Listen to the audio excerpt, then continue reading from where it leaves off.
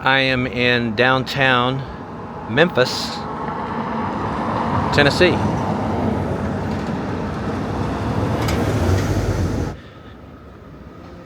You can see that Bass Pro Shops pyramid there to the left. Nicole and I are going to visit there later in the video. I really like this city, but it has got a significant crime problem. This is one of the most dangerous cities in the United States, and it has been for decades. Year after year, it's in the top 3. I was going to go to some of the ghettos and really bad areas of town, but I looked through YouTube. It's been done to death, so I'm not going to do that. I want to give you the statistics, though, something that those videos don't ever do. And let's jump right into it. I'm going to show you 2023's overall top 10 crime list first. And you can see Memphis number 2, 95.87 per 100K, right behind Tacoma.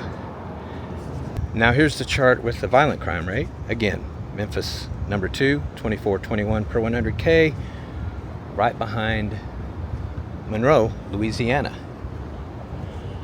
So here's the latest chart, 2024.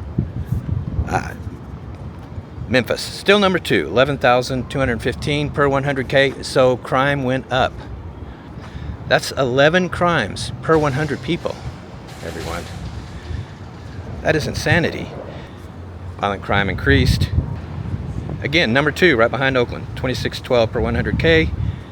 Other cities come and go on the list year after year, but Memphis, it's always near the top. Many years it is number 1.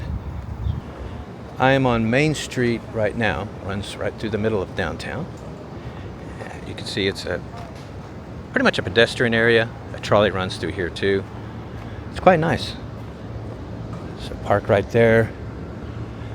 The city's done a really good job with it. See, that's the thing with Memphis. It's got so much to offer for a visitor. There's so much history here, so much to see and do. But that crime rate, it keeps people away. Now, they still have pretty good tourism. Graceland, huge tourist draw. I would love to take you to Graceland and show you the inside of it, but alas, they do not allow video inside it. The thing with Graceland is that it's in a very dangerous area of town. Graceland itself is perfectly safe. Very heavily guarded, lots of security. There's a hotel next door, lots of security there. But do not wander more than a block or 2 away. If you do, you're just asking for it. Memphis is rich, I mean ridiculously wealthy in music history.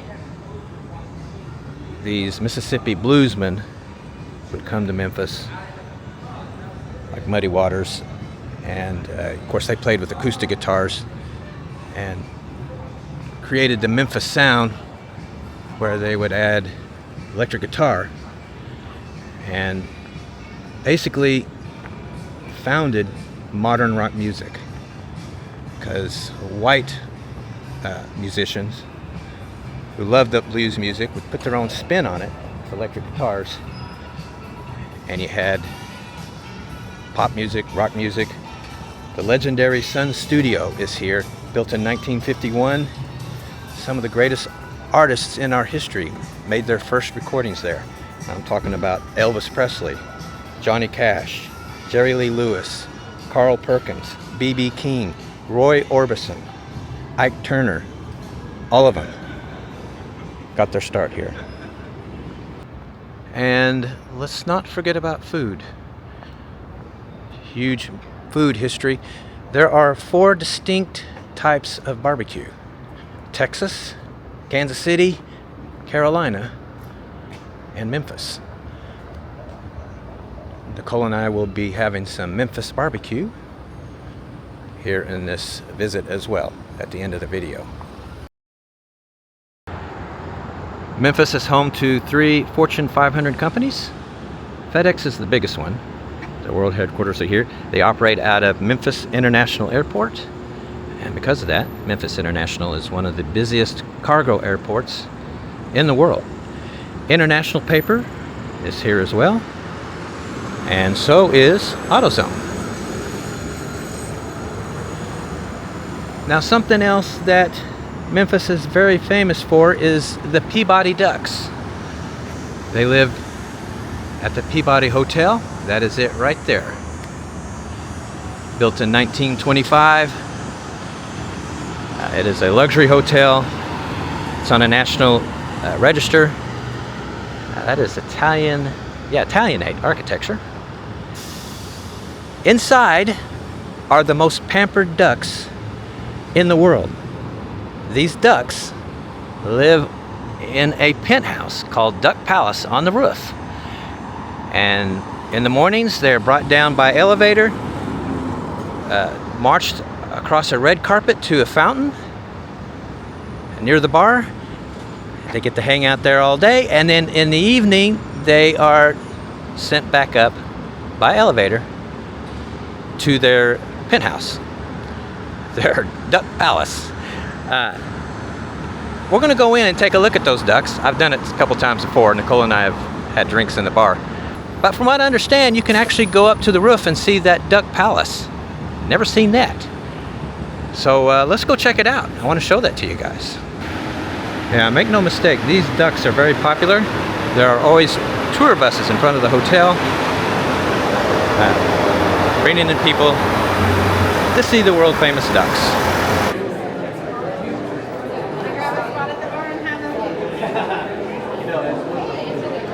It's very busy inside here today.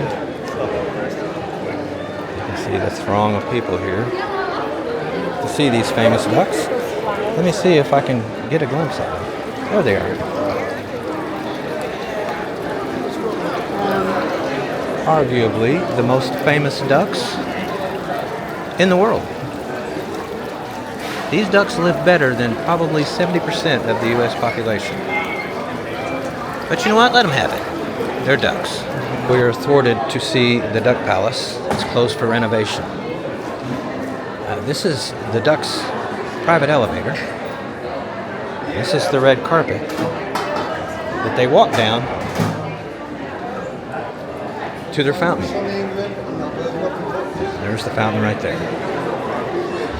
One of the wonderful, eccentric things about Memphis. On the edge of downtown is legendary Beale Street. Began in 1841. It became a place where musicians from the Delta would play, and it grew from there. By the 1920s, people like Louis Armstrong, B.B. King, Muddy Waters began playing here live, and it has become one of the top tourist attractions of the city. Probably number 2 after Graceland. If you want to hear blues music, the best in the world, come here. Now, my suggestion, if you come here to Memphis, is stay either here at this Hampton or this Weston. And that way you can just walk out to Beale Street. It's pedestrian only. You know, drink all you want, eat the amazing food that's here, and you just walk back to your hotel. It's very safe, heavily patrolled by police. The city of Memphis knows to protect this area because it is one of the gems of the city. You can hear that blues music in the background. Yeah. At night, this street is very busy, full of people, and you can hear the live music coming out of many of these buildings. It's just amazing. We come here, like I said, once, at least every 2 years. We've been here 4 or 5 times. We always stay at that Hampton Inn. And if you want to see Graceland, just take Uber or even drive your car. But again, once you're done with Graceland, don't wander too far away from the, well, from Graceland, because it gets dangerous really quick.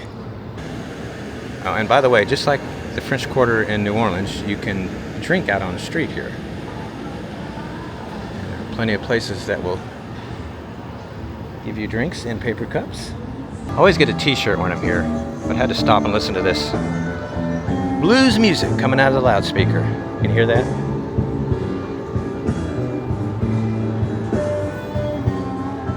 Ah, awesome. All right, I'm gonna go in here and get me a t-shirt, and then we'll continue the video.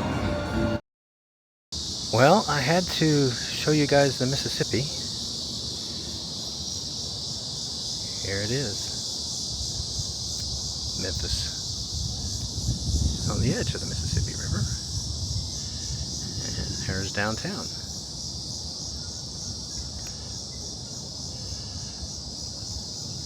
It occurred to me that I haven't given you numbers yet. So why don't I just rattle those off real quick. Ethnic breakdown. 63% black, 22% white, 10% Hispanic, 2% Asian, 3% mixed race. Median household income, $51,399 a year. That's about $990 a week. Poverty, 22.6 overall. School-age children, 36. 65 and older, 16. Yeah, those are all pretty high. Cost of living's an 86. A little bit lower than Tennessee. As you can see, Tennessee is 89. Groceries highest at 100. Housing is a 70. Median home value, $200,900. Anyway, I love the city. I brought Nicole here for the first time in 2016, and she fell in love with it as well. Yeah, she loves to come here. I have a very personal connection to the city. My dad was born and raised here, and all my family on his side lived here in Memphis, including my grandmother. I used to come here, when I was a kid. Damn, I'm showing my age now. In the 70s, and always had a great time. And we go fishing on the Mississippi here. She owned a bar, and I'd go in the bar with my dad, and it was a very old school 70s bar, very dark and moody. Smelled of cigarette smoke, of course. Had lots of velvet Elvis portraits, velvet Johnny Cash portraits on the walls. Had like a green carpet on the wall. It was so great, crazy. A dark green carpet. Lord knows why that was a choice, but back then you would see that. Now you're wondering, how did my grandmother afford a bar? She was single. You know, I don't know if I should tell you guys this story because it's sordid, but I guess I will. I may edit it out, but if you're hearing it, I decided, what the hell, I'm going to tell you guys. My grandmother, when my father was a child, how do I say it, was a lady of the evening. Yeah, she worked out of her house, and my dad was her only child. When the gentleman would come calling to her house, the drivers, or the gentlemen, you know, they came in cars, usually really nice cars, and they would let my dad drive it. And he was doing this as young as, he told me, like 11 years old. You know, they'd come up with brand new T-Birds and Corvettes, Cadillacs, and he'd go driving around while my grandmother was conducting her business. And she accumulated quite a bit of money doing that. And for my dad, it created a lifelong passion for cars. You know, growing up, he would renovate a car once a year. He'd buy an old junker, renovate it, drive it around a bit, and then sell it. And he's been doing that, 30 or 40 years. He still does it. And he's in his 80s now. The interesting part of this as well is he married my mother. She was the complete opposite of my grandmother. My mother, how do I say it, is very chaste. Let's put it that way. Never touched alcohol her entire life. Never smoked cigarettes, never did any kind of illegal substance. very religious. Yeah, so my dad graduated from my type of woman my grandmother was to something very opposite in my mother. So, yeah, guys, I am the grandson of a prostitute. All right, everyone, so that's going to be the end of this part of the video. Nicole and I are here for 3 full days, 4 nights. So tomorrow, her and I are going to go over to Lorraine Motel and that Civil Rights Museum, check that out, and then we're going to go over to the pyramid here, check that out, show it all to you, of course, and then we're going to have some real Memphis barbecue. And of course, we'll show you that and critique it, see what you guys think. And then our last day here, we're gonna go down to Beale Street and have some fun, and that'll be off camera. So, yeah, that's what's coming up next. Stay tuned. We're at the Lorraine Motel, a site of one of the darkest events in this country's history, right? Yes, what? Absolutely. Well, it's where Martin Luther King got shot. Martin Luther King got shot right over here. Let's get a closer look. This motel was built, was it 1925? Yes, 1925. Yeah, it was built as an upscale place for African Americans to stay at. A lot of recording artists who came to Memphis stayed here. A lot of famous ones. Ray Charles, Aretha Franklin, Otis Redding, Wilson Pickett have all stayed at this motel. Wow. Well, they were here. Yeah, well, they're here recording.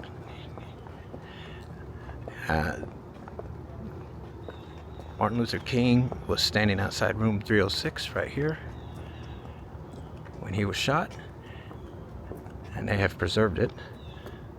The cars that they were driving still here. He was shot from over here by James Earl Ray.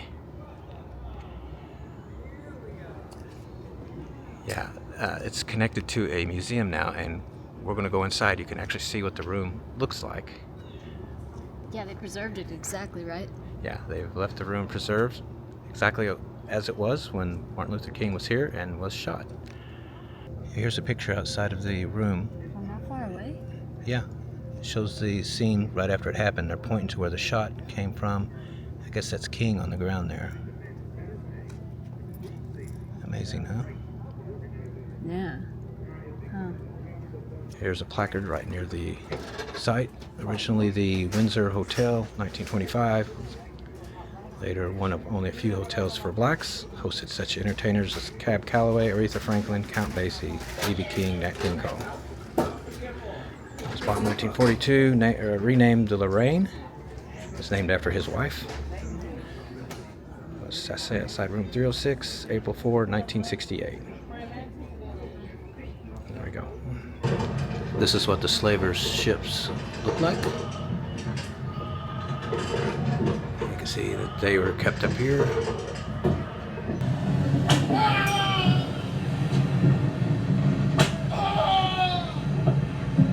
Alright, this is from inside. That is where Martin Luther King was standing when he was shot. And here's the room. This is where he was staying.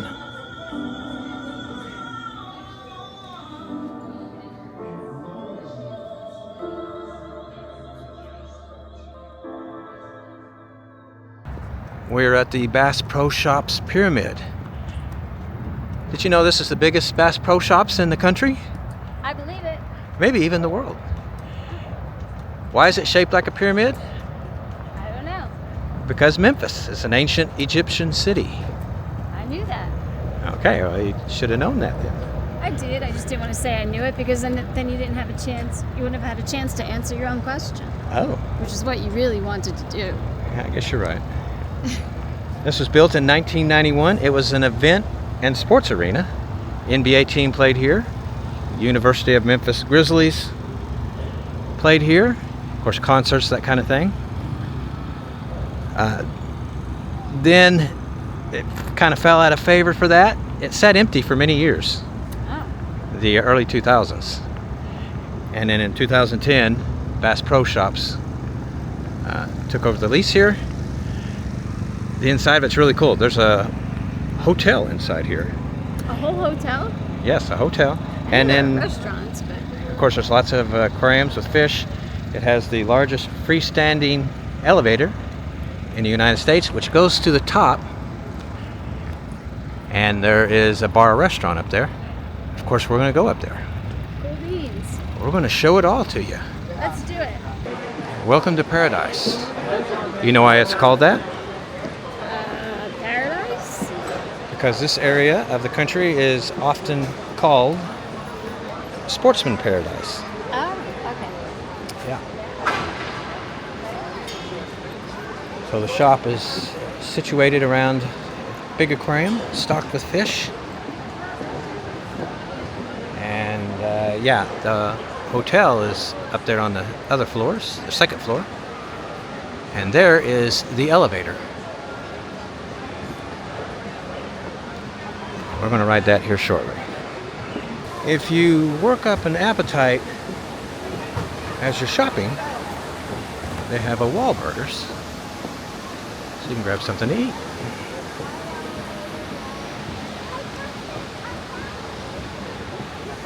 It's quite the place, huh? Yeah, pretty cool. They have a scary bear here, ready to attack, next to an aquarium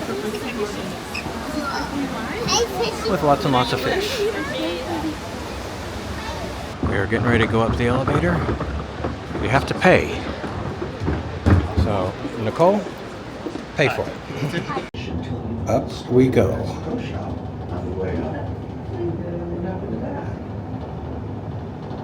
All right, we are at the top. Let's go check it out. See what it looks like. Now we know. We've been here before. Numerous times. There's the Mississippi. A bridge that crosses over into Arkansas. And the skyline. What'd you say? I said, I see. You see? Yeah. Nice view from up here, huh?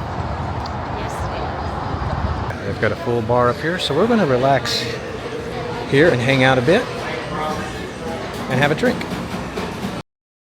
All right, we're going to eat at the barbecue shop on Madison. I want to go meet Frank and Hazel. We're going to have genuine Memphis barbecue. This is rated the top in the city for many people. What's the door say? Best in Memphis, voted #1 by Food Network. Yeah, the ribs are considered the best in the country. So, let's go check it out. We'll set at the bar. Can we sit at the bar? Is that okay? All right. We're going to set at the bar, where we usually sit. All right, we'll take a look at this menu. Home of the Dancing Pigs barbecue sauce. Originators of the barbecue spaghetti, they're famous for it. And the Texas Toast barbecue sandwich, voted #1 ribs in America by the Food Network. Well, definitely going to try those ribs. You have ribs? Yeah, they have ribs. I said, you're going to have ribs. Yes, I'm going to have ribs. Okay. Well, our food is here. I've got brisket, their world famous ribs, baked beans, Texas toast, their world famous barbecue spaghetti. Gotta try that. And Nicole's got I've got brisket, Texas toast, beans, and slaw. very much a barbecue dinner. Well, time to give you our thoughts on the food. First of all, I'm having a local beer from a brewery called Memphis Made. And this is their amber. The brisket is incredible. The ribs are really incredible. Baked beans are awesome. Coleslaw, really good. I'm not a huge fan of coleslaw, but that was good. And then the barbecue spaghetti, very good. I liked it a lot. I was skeptical. Barbecue spaghetti, how good can that be? It's really awesome. It actually doesn't sound like a bad idea to me. Oh my gosh, I inhaled like the brisket. It was so moist. It was amazing. And I don't usually eat coleslaw, and I ate all of my coleslaw. Yeah, of course, Texas toast is always yummy. I loved mine. Yeah. Mine was very, very yummy. Yep, this place lived up to its billing. Yeah. Really good Memphis barbecue. Yes. All right, everyone. So here is the check, $69.96. We didn't have an appetizer because we knew the barbecue was going to be filling, and it was. And we're not going to have dessert either because we are stuffed. But anyway, here it is, $69.96, the check. All right, everyone. That's the end of this one. We are heading down into Mississippi next. All right, Mississippi. Yeah, we'll see you in Mississippi.